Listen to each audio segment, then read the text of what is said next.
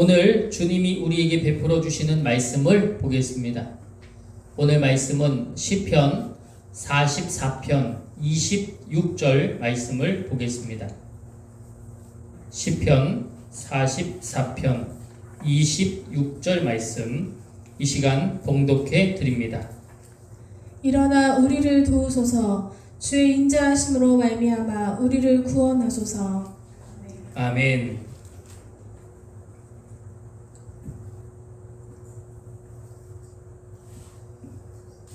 할렐루야. 다시 한번 주님을 고백하겠습니다. 할렐루야. 우리 한 주간도 평안하셨습니까? 어제 우리가 야유회를 은혜 중에 다녀왔습니다. 오랜만에, 정말 저도 오랜만에 자연도 느끼고, 네, 좀 조절해 주세요. 저도 쉼을 얻고 또 자연을, 풍경을 바라볼 수 있는 그런 귀한 하루를 보낸 것 같아서 감사합니다. 우리 성도님들의 헌신, 또 함께 해주시는 동행이 없었다면 참 그만큼 기쁘지 않았을 것이라 생각합니다. 여러분들의 귀한 관심으로 또 섬김으로 함께함으로 인하여서 이루어낸 아름다운 행복이라 여겨집니다. 우리의 삶과 웃음소리에 하나님도 기뻐하셨음을 믿습니다. 여러분, 그 여러 가지의 우리의 삶이 있지만 그 삶 가운데 오직 하나님의 기쁨과 은혜가 우리의 걸음걸음 속에 평강으로 임하기를 주님의 이름으로 축복합니다. 그래서 정말 우리의 삶이 날마다 기뻐하는 삶, 감사하는 삶, 살아계신 하나님의 이름을 높이는 우리 모두가 되기를 축복합니다. 그런데요, 우리가 살아가는 삶 속에 행복하고 웃는 일들만 많으면 얼마나 좋겠습니까? 그런데 때때로 이해할 수 없는 고난을 만날 때가 있습니다. 열심히 주님을 섬깁니다. 많은 시간을 주님 안에서 보냈습니다. 그렇게 평생을 믿음 안에서, 교회 안에서 살았습니다. 그러면 평탄한 길, 순탄한 길, 안전한 길, 꽃길, 그러한 좋은 길만 걸어야 하는 것이 아닌가요? 그러나 우리에게는 수많은 어려움이 함께 공존합니다. 때로는 참 이해하기가 어려워요. 주님 안에서의 형통과 번영을 꿈꾸는데 삶은 고민의 연속, 고통의 연속, 고난의 연속입니다. 그래서 우리는 너무나도 큰 괴로움을 지탱하며 삽니다. 어느 때에는 너무 스트레스를 받아서 울분을 토해내며 삽니다. 내 감정을 추스리지 못해서 엉엉 울기도 하고, 괴로워서 고통 중에 신음하기도 합니다. 한 주간 저는 토요일을 생각하면서 버텨왔던 것 같아요. 우리 토요일날 야유회 가지, 야유회 가면 계곡에 가지, 물론 우리 물속에 들어가진 못했지만 계곡에 가지, 또 자연을 보면서 청풍호 배경으로 딱 뷰를 보면서 커피도 마실 거야. 너무 좋겠다. 토요일을 생각하며 한 주를 감내해 왔어요. 그런데 그 안에서 생각하지도 아니했던 여러 가지 어려움들이 제 안에 있었습니다. 다툼들도 있고 스트레스도 있고 그런 생각 하고 싶지 않은데, 좋지 않은 생각은 하고 싶지 않은데, 제가 이제 조금 있으면 또 9월 8일 날 눈 병원에 가거든요. 이번에 병원에 가는 것이 저에겐 참 중요한데, 그때까지 스트레스 관리를 잘하라고 했는데 이상하게 이 관리하지 못하게 하는 그런 일들이 얼마나 많이 발생이 되는지 모릅니다. 주님, 나의 삶은 오직 주님 안에 있었는데 왜 이렇게 많은 염려와 걱정과 스트레스가 있습니까? 괴롭습니다.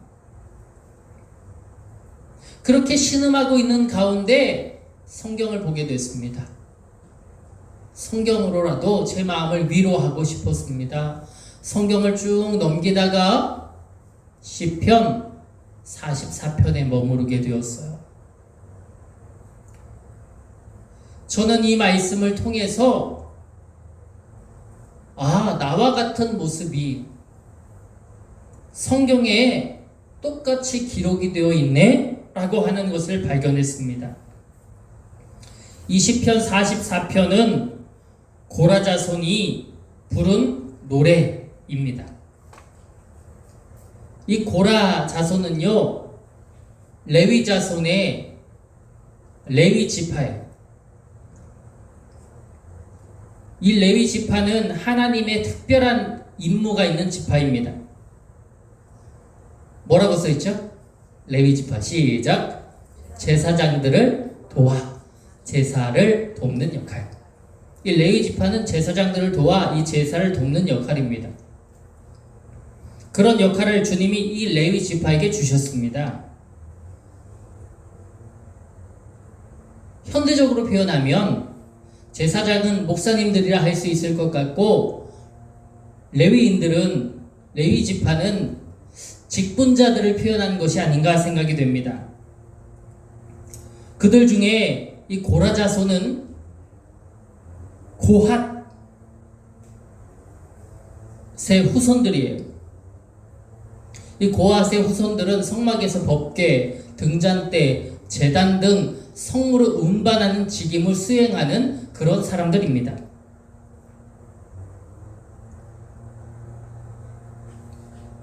예배를 드리는 것을 직접적으로 수행했던 사람들이었기 때문에 우리는 그들이 모태신앙쯤 되지 않을까?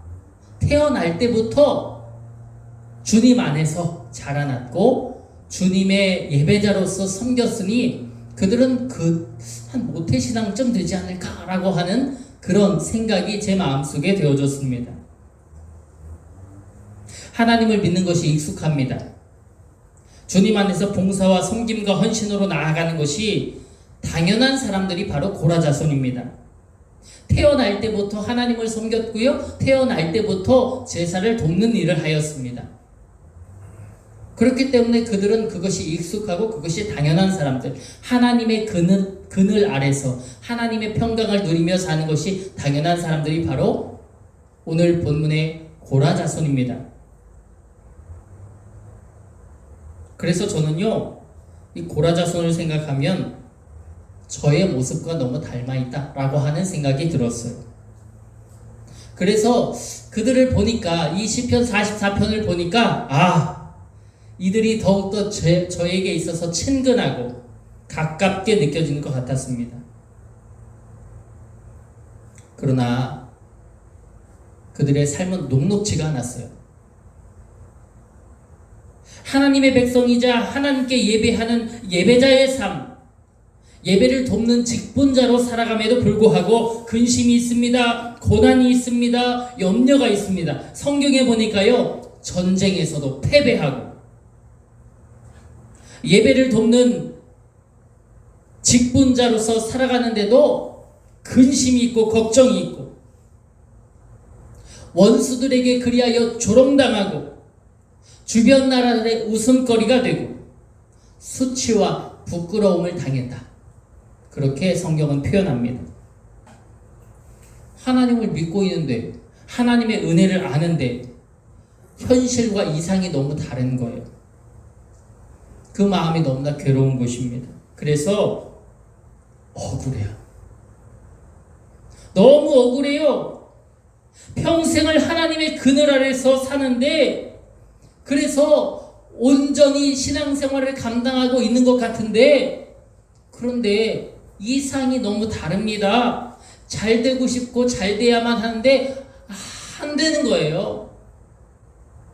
수치와 부끄러움을 당하는 겁니다. 너무 억울한 거예요. 저도 제 모습을 되돌아봅니다.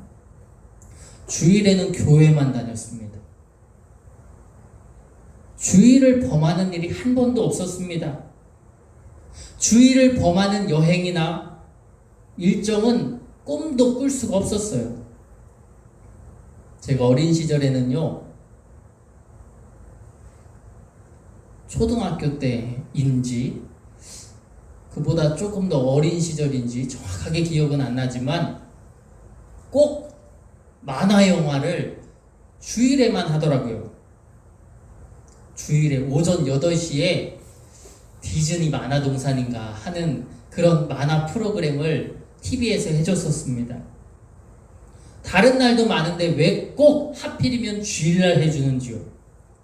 그런데 저는 그걸 꼭 봐야만 했어요. 왜냐하면 월요일날 학교에 가면 아이들이 다 그 얘기만 하거든요. 어제 만화에서 뭘 봤는데 그 흉내를 내고, 만화에서 뭘 봤는데 그 이야기를 하고, 그러니까 그 만화를 봐야지만 그 대화에 낄 수가 있었어요. 그런데 저는 단 한 번도 그 만화를 끝까지 본 적이 없습니다. 늘 시작할 때 한 10분 정도만 볼 수 있었어요. 왜 그랬을까요? 8시 10분 혹은 15분쯤 되면 밖에서 크락션 울리는 소리, 빵! 소리가 납니다. 교회차가 왔네요. 어린이 예배는 9시. 저희 집에는 늘 8시 10분이나 15분쯤에 목사님이나 선생님들이 저희를 데리러 오셨습니다. 크락션 소리가 들리니까요, TV는 봐야 되고, 그쵸? TV는 봐야 되고, 나가긴 해야 되고, 기다리고는 있고, 조금이라도 늦장을 부리려고만 하면 무서운 엄마가 불효령을 내리죠. 나갈 수밖에 없는 거예요. 갈 수밖에 없는 거죠. TV를 끄고 교회를 갈 수밖에 없어요. TV를 봐야 내일 친구들하고 이야기라도 할 거 아니에요. 그 내용에 쥐도 나오고 토끼도 나오고 이 오리 같은 애도 나오는데 캐릭터만 알면 뭐예요? 내용을 알아야지. 그래야 이야기를 하지.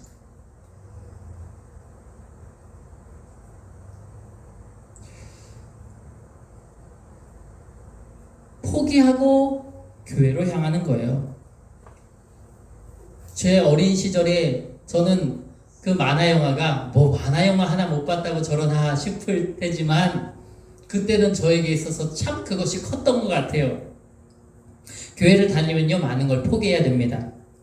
때로는 친구와의 약속도 포기하고, 때로는 여행도 포기하고요, 때로는 돈도 포기해야 됩니다. 저는 매주 용돈을 2,000원 받았어요. 11조 200원, 주일원금 500원. 저희 집은 속회 예배를 드렸었는데 그 속회 헌금도 500원을 내야 했어요. 정해져 있어요, 이미. 그럼 얼마 남아요? 11조 200원 더하기 주일 예물 500원 더하기 속회 예물 500원 하면 얼마 남아? 800원 남네. 그럼 2,000원을 주지 말고 2,800원, 3,200원 이렇게 줘야 되는 거 아니에요? 2,000원을 주고 그걸 다 내면 우리는 뭘로 살아라고?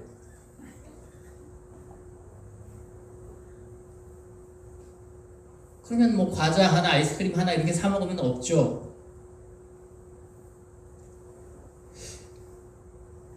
그런데에도 불구하고 제 부모는 그것을 저희들에게 가르쳤습니다. 일주일에 한 번 용돈을 주는 날이 있었는데 그것을 어긴 적이 없었어요. 뭐 헌금을 했냐 안 했냐 그걸 검사한 적은 없었던 것 같지만 저하고 제 동생은 늘 예물을 그렇게 드렸던 것 같아요.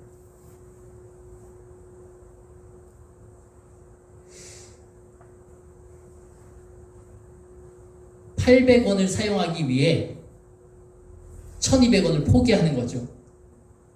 그땐 그것이 좀 억울했었어요. 왜 이걸 포기해야 하지? 왜 하나님께 드려야 되는 거지? 그 포기가 저에게 있어서 참 컸습니다. 억울했어요. 이걸 왜 하나님께 포기해야 되는 거지? 그분이 나에게 뭘 했다고? 그분은 내게 만화도 못 보게 하고 용돈도 가져가고 그분이 나에게 뭘 했다고 내가 이것을 포기하면서 살아가야 되는 거지.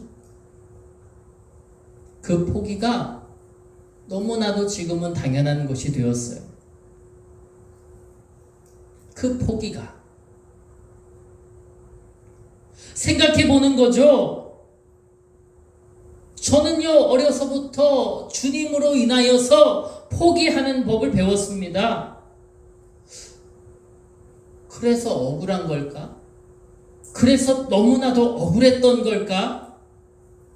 고라 자손들도 동일하게 표현하는 거예요. 나는 하나님을 버린 적이 없다. 늘 하나님 안에 거했다. 하나님을 바라보고 하나님을 섬기는 역할을 하다 보니까 고라 자손도 당연하게 포기해야 하는 일들이 많았습니다. 그러면요 여러분, 우리의 삶이 형통해야 되는 거 아닙니까? 주님을 믿지 않는 사람들보다 번영해야 되는 거 아닙니까? 그런데 그들에게는 고난이 있었다는 것이에요. 늘 예배했고 늘 기도했고 늘 찬양했는데 어려움이 닥쳤다는 것입니다. 이유 없는 고난이 임했다는 거예요. 그래서 그들은 억울했어요. 그러나 그들은, 그리고 저는 어쩔 수 없는 하나님의 백성인가 봅니다.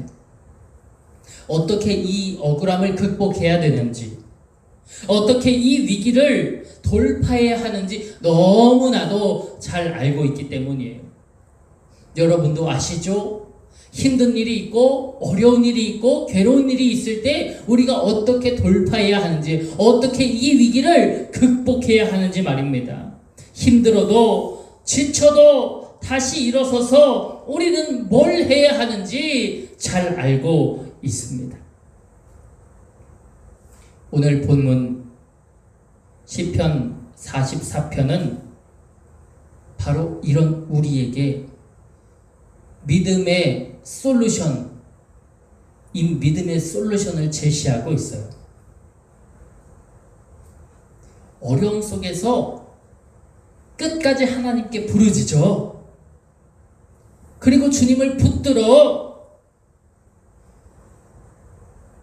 믿음의 솔루션을 통해 위기를 어떻게 감내하고 어떻게 극복하고 이것을 해결하며 나아가야 하는지에 대해 고라 자손은 우리에게 보여주고 있습니다. 사랑하는 여러분, 오늘 말씀을 통해서 믿음의 솔루션을 발견하시기 원합니다. 이해할 수 없는 고통이 우리에게 임할 수 있습니다. 이해할 수 없는 스트레스가 우리를 짓누를 수 있습니다. 마음이 괴롭고 어렵고 근심이 있고 너무나도 화가 나는 상황이 우리에게도 닥칠 수 있습니다. 그러나 오늘 이 시편 44편을 통하여서 어려움을 극복하고 이기고 승리하고 다스리는 우리 모두가 되길 축복합니다. 그러면 오늘 본문 우리가 44편 26절만 읽었어요. 26절이 가장 마지막 절인데 우리 이것만 읽었지만 우리가 오늘 시편 44편 전 모든 부분을 보려고 합니다. 그래서 이 말씀을 통해서 우리의 믿음의 솔루션은 무엇인가? 하나님은 우리에게 어떻게 하여 위기를 극복하라고 해결하고 하시는지 우리가 말씀을 통해 나눠보고자 합니다. 첫째로 우리가 믿음을 극복하기 위하여서는 과거의 은혜를 기억해야 하는 줄 믿습니다. 한번 우리 1번을 같이 한번 읽어봅시다. 시작. 과거의 은혜를 기억하라. 아멘. 고라 자손이 했던 일 중에 가장 첫 번째로 했던 일은요, 하나님께서 자기 조상들에게 베풀어 주셨던 말씀을 기억했던 것입니다. 1절인데 한번 1절을 읽어주시죠. 함께 읽습니다. 시작. 하나님이여 주께서 우리 조상들의 날 곧 옛날에 행하신 일을 그들이 우리에게 일러주매 우리가 우리 귀로 들었나이다. 아멘. 하나님께서 이스라엘 백성들에게 가나안 땅을 주시고 적들을 물리쳐 주셔서 그곳에 정착할 수 있도록 도와주셨던 그 은혜, 그 은혜를 그들은 되새겼다라고 하는 것입니다. 또 3절을 읽어 주시기를 바랍니다. 3절입니다. 시작. 그들이 자기 칼로 땅을 얻어 차지함이 아니요 그들의 팔이 그들을 구원함도 아니라 오직 주의 오른손과 주의 팔과 주의 얼굴빛으로 하셨으니. 아멘. 저는 이 말씀에 너무나도 큰 은혜가 됐습니다. 나는 주님을 위해 포기했어요.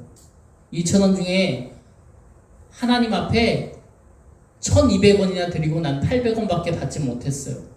억울했어요. 너무 억울해요. 왜 내가 어린 시절부터 그렇게 살아야 됩니까? 2,000원 다 내 건데 왜 내가 주님께 그렇게 내 절반의 것도 넘는 것들을 포기하면서 그렇게 살아야 됩니까? 주일날 여행 한번 못 가봤어요. 주일날 어디 한번 못 가봤어요. 예배에 빠진 게 아니라 한 번 고등학교 3학년 때 공부하러 도서관에 간다고 했나? 그래서 원래는 제가 고등학교 3학년 때 찬양팀이었거든요. 시험 기간이었는데 고등학교 3학년이니까 그때 제 기억에 부모님한테 나 도서관에 가야 되겠다. 그래서 오늘 찬양팀을 안 할 거다. 그때 원래 저희 아버지는 그냥 과묵한 성격이고 뭐라고 하는 성격이 아니거든요. 근데 제가 그때 그 기억에 아버지가 저한테 막 화를 냈어요. 고3인데 시험 기간에 공부하러 도서관 간다고 했는데 찬양팀이 더 중요하다는 거죠. 찬양팀이 더 중요해요. 그래서 저는 도서관에 안 갔습니다. 찬양팀을 했죠, 그날. 근데 어떤 마음으로 했을까요? 불평하는 마음으로 했겠죠. 저는 지금 다시 생각해 볼 때, 무엇이 먼저냐? 주님이 먼저다. 주님이 먼저다. 물론 그때는 저는 알지 못했지만, 주님이 먼저다. 무엇을 통해 그 말씀이 제게 새겨집니까? 오늘 이 본문 3절에 그들이 자기 칼로 땅을 얻어 차지함이 아니요 그들은요 자기들의 힘과 권세와 무기로 가나안 땅을 정복한 것이 아니다 라고 한 것입니다. 물론 그들이 직접 싸우기도 했고 포기도 했고 무엇도 했을지 모르겠지만 그들이 직접 한 게 아니다 라고 하는 것입니다. 누가 해주신 것이다 라는 거예요. 한번 같이 읽어봅시다. 그들의 팔이부터 시작. 그들의 팔이 그들을 구원함도 아니라 오직 주의 오른손과 주의 팔과 주의 얼굴의 빛으로 하셨으니. 아멘. 누가 했다? 주님이 했다. 저는 제가 포기했다고 생각했던 것들인데 제가 포기한 게 아니라 누가 시키셨다? 주님이 시키셨다. 주님이 이행하게 하셨다. 주님이 동행하셨다. 주님이 저의 길과 걸음을 주장하셨다라고 하는 것입니다. 저는 그 시절에 그때 그 시험 기간에 도서관에 공부는 하러 가지 않았지만 저는 그래서 그냥 찬양팀을 했지만 그래도 목사가 됐습니다. 그렇죠? 목사가 됐어요. 어쩌면 저희 이 신학생들 중에서 저희 학번 중에서 가장 먼저 목회자가 됐습니다. 제가 잘해서 목회자가 된 게 아니라 주님이 그렇게 시키셨기 때문에, 그리고 그 걸음에 순종했기 때문에, 또 저에게 엄격한, 신앙적으로는 굉장히 엄격했던 부모를 주셨기 때문에 제가 지금 이 자리에서 믿음의 길을 걷고 있는 것이 아닌가 생각이 되어집니다. 사랑하는 여러분, 누가 우리를 포기하게 만들었습니까? 오늘도 우리는 세상 가운데 더 좋은 곳, 어제 카페 가는 곳이 얼마나 좋은지 또 가고 싶더라고요. 매일 가도 좋겠더라고요. 그런 걸음걸음을 포기하고 우리는 이 자리에 오셨습니다. 이 자리에 와서 주님께 예배합니다. 당연한 것이 아니라 주님의 은혜임을 기억하시기를 소원하고, 언제나 주님이 그의 오른손, 주님의 팔로 우리를 돌보셨다는 사실을 매사에 기억할 수 있는 우리 모두가 되기를 주님의 이름으로 축복합니다.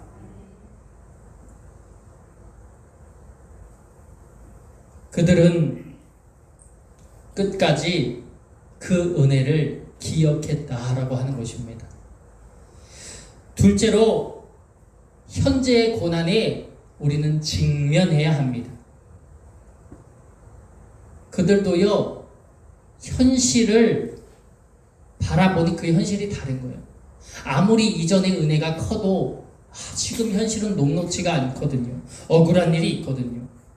힘든 일이 있거든요.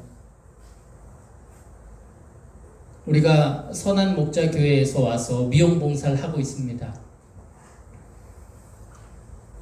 그런데 여기 할머니들 몇 분이 그런 얘기를 하시는 거예요. 우리가 미용 봉사를 하는 것 때문에 덕산에 있는 몇몇의 자영업자들은 피해를 보고 있다고. 우리가 그 얘기를 들었으면 이거 할 수 있어요? 덕산의 자영업자들이 피해를 보고 있다는데 이거 할 수 있냐? 못해요. 그분들이 피해 입는 것을 아는데 우리가 이것을 계속 감행하는 건 우리는 악한 거예요. 할 수 없어요. 우린 못합니다. 그런 마음에 그런 무거움이 있었어요. 그런데 지난번에 리슈빌 마을 회관을 갔다가 거기에 있는 회장님이 저에게 그런 얘기를 해주시는 거예요.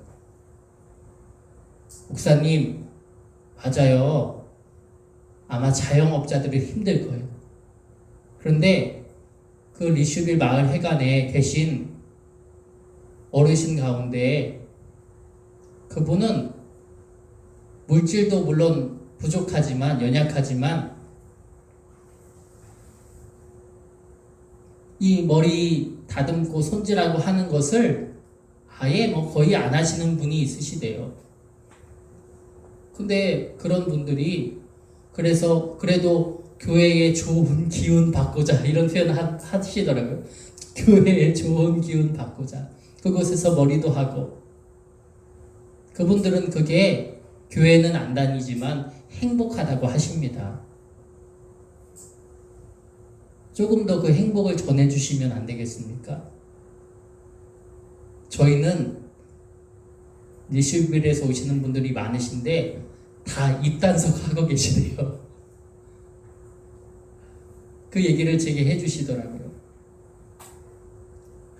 천연나무에 가서 이제 알려드리는데 그 할머님도 제게 그런 얘기를 해주시더라고요. 그래요. 주님의 뜻이 어디에 있는지 정확하게 알 수는 없습니다. 그러나 도움이 필요한 이들이 있다면 우리가 감당해 주는 것이, 또 우리가 돈이 많은 사람들까지 다 함께하여 그들을 돕는 게 아니라 정말 하지 못하는, 감내하지 못하는, 감당하지 못하는 사람들에게 필요가 된다면 우리도 어렵지만, 우리도 힘들지만 돕는 것이 주의 뜻이 아닐까라고 하는 생각이 듭니다. 우리는 우리의 일을 감내하는 자들이 아니라 주님의 일을 감당하는 사명자들이기 때문입니다. 그래요. 여러 가지 우리가 좋은 일을 한다고 하지만 어려움들이 우리 앞에 놓일 수 있습니다. 그러나 분명한 것은 회피하는 것이 아닙니다. 못 듣는 척하는 것이 아닙니다. 좋은 일을 한다고 해도 세상의 조롱, 이유 모를 고난을 겪을 때가 있다. 그럴 때마다 왜 이 고통을 나만 겪어야 하는가? 그러한 질문이 우리의 마음을 짓누를 때마다 우리는 회피하거나 외면하지 말고 그 현실을 우리의 눈으로 바라보며 주님을 의지하며 나아가야 할 것을 주님 앞에 고백합니다. 우리가 나아가야 하는 길은 무엇입니까? 주님이 원하시는 길이 아닙니까? 주님이 뜻하시는 길이 아닙니까? 주님의 소유가 아닙니까? 현재의 고난에 회피하지 말고 그것을 우리의 눈으로 직접 바라볼 수 있는 저와 여러분이 되어지기를 원합니다. 셋째로 억울함 속에서도 믿음을 고백하시기 원합니다. 우리 17절 말씀을 함께 읽어보겠습니다. 시작. 이 모든 일이 우리에게 임하였으나 우리가 주를 잊지 아니하며 주의 언약을 어기지 아니하였나이다. 아멘. 고라자손의 고백입니다. 그 모든 길은 억울한 고난이었지만 그럼에도 그들은 하나님께 붙들림을 포기하지 않았다라고 하는 말씀입니다. 로마서 8장 36절의 바울의 이야기입니다. 기록된 바 우리가 종일토록 주를 위하여 죽임을 당하게 되며 도살당한 양같이 여김을 받았나이다 함과 같으니라. 우리는 도살당한 양같이 여김을 받지만 그럼에도 불구하고 어떤 이유 때문에 우리가 그런 죽임을 받아야 하는지 모르는 그러한 상황과 억울한 심령 속에서도 그럼에도 우리는 하나님을 바라보며 믿음을 고백하는 것이 하나님 앞에 옳다라고 하는 것입니다. 사랑하는 여러분, 어려울 때마다 힘들 때마다 믿음으로 나아갑시다. 믿음으로 고백합시다. 주님, 이런 것들이 우리에게 있는데요. 이거 해야 될지 말아야 될지 모르겠어요. 좋은 일을 하고도 욕을 먹고 있어요. 어떻게 하면 좋아요? 그저 눈 가리고 귀도 막고 듣지 않는 게 아니라 소통하며 소유하며 우리가 주님의 은혜를 고백하며 나갈 때 하나님은 새 길을 열어 주실 것을 믿습니다. 마지막으로 우리가 감당해야 하는 마지막 솔루션이 있다면 우리는 끝까지 하나님을 부르짖는 일이다 라고 하는 것입니다. 23절을 같이 한번 읽어봅시다. 23절 시작. 주여 깨소서 어찌하여 주무시나이까 일어나시고 우리를 영원히 버리지 마소서. 주여 깨소서 어찌하여 주무시나이까 일어나서 영원히 우리를 버리지 마소서. 할렐루야. 주님 깨소서 어찌하여 우리를 버리시고 주무시는 것 같습니까? 일어나셔서 우리를 버리지 마시고 우리에게 하나님의 평강을, 하나님의 도우심을 더하여 주옵소서. 고라자손은 참 대단한 것 같습니다. 억울한 일을 당했지만, 괴로운 일을 당했지만, 수치를 당했지만 멈추지 않고 주님께 끝까지 부르짖었음을 고백합니다. 성도 여러분, 고난의 순간에 우리가 해야 할 최선의 솔루션은 하나님께 부르짖는 것입니다. 억울한 일이 있고 이해되지 않을수록 우리는 더욱더 하나님께 매달려야 됩니다. 예수님도 십자가 위에서 나의 하나님 어찌하여 나를 버리셨나이까 고백하지 않으셨습니까? 그렇게 부르짖을 때 주님께서는 그 부르짖음을 부활의 영광으로 이어지게 하여 주셨습니다. 그래요. 우리는 성경으로 솔루션을 받아야 합니다. 그리고 그것으로 실천하는 하늘 백성, 천국 백성이 되기를 주님의 이름으로 바랍니다. 이해할 수 없는 고난의 눈물을 흘리신 적이 있습니까? 근심이 꼬리에 꼬리를 물고 찾아오진 않습니까? 그럴 때 오늘 고라자손이 하나님께 나아갔던 믿음의 솔루션을 기억하시기를 원합니다. 그렇습니다. 우리는 주님이 주신 은혜를 날마다 생각하며 나아가야 됩니다. 내가 포기했잖아요. 내가 안 했잖아요. 가 아닙니다. 주님이 포기하게 하여 주셨던, 그래서 그 자리, 그 포기됨의 자리에 주의 은혜와 주의 사랑과 주의 평강을 부어주셨던 그 은혜를 우리는 기억해야 됩니다. 내가 공부 열심히 해서 된 거잖아요. 가 아니라 내가 주님을 섬겨서 주님이 시켜주신 것을 깨달아야 될 것이, 저는 지금도 생각합니다. 주님이 시켜주신 것이라고. 주님이 시켜주신 것이라고. 주님이 하게 하신 것이라고. 때로는 마치 내 옷이라고 생각해서, 내 영광이라 생각해서 벗고 싶을 때도 있지만은 그것이 제 진심이 아니죠. 주님이 하게 하신 것이기에 다윗의 고백처럼 주님이 사울에게 주신 생명이기 때문에 내가 그의 생명을 함부로 거두지 않겠습니다. 주님이 주신 우리의 옷들이기에 우리가 함부로 내 마음대로 벗어버리지 않겠습니다. 라는 그 심정을 가지고 날마다 주님의 은혜를 생각하며 나아가시기를 원합니다. 현실의 고난에 피하고 회피하고 눈 감고 있기보다 여러분 그 고난에 직면하시기 원합니다. 억울함 속에서도 믿음을 고백하시기 원합니다. 끝까지 부르짖기 원합니다.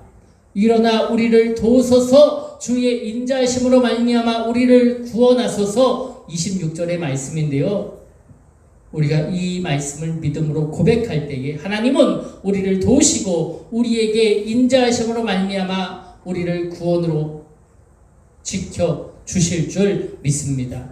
우리 한번 믿음을 가지고 우리 두 손을 우리의 가슴에 마음에 모으고 이 시간 함께 두 번 우리 한번 같이 읽어보겠습니다. 시작.